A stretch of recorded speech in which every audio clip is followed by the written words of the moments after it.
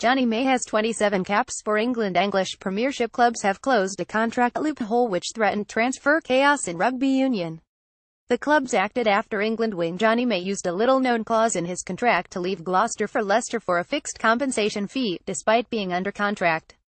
But following talks on Tuesday, the 12 existing premiership clubs have voted unanimously to amend the stipulation. The Rugby Players Association (RPA) was not consulted on the change. Previously, the regulation in the Premiership Code of Conduct enabled a player to be bought out of his contract by another club for a set transfer fee. That amount was a one-off payment of a year's salary of what the player was being offered by the buying club, or what he was currently being paid, whichever was higher. It is understood that the clause was designed to cover employees in other areas of the club, but it has rarely been used in the case of a player.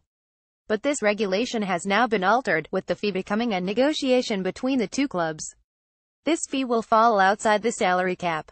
It is hoped the change will protect smaller clubs from having their young players on low salaries poached, and will ensure the competitiveness and equity of the league. It's understood all 12 Premiership clubs supported the amendment. It must be fair and reasonable. May's move to Welford Road had been seen as an important precedent, with some figures fearful of the impact it would have on the English game. The latest development represents a shift in power back to the clubs from the players, but, like in the negotiations surrounding the global season, the players were not involved in the discussions.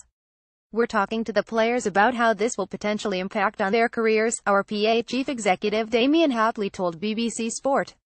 "We want to ensure the players feel there is an open dialogue to be had.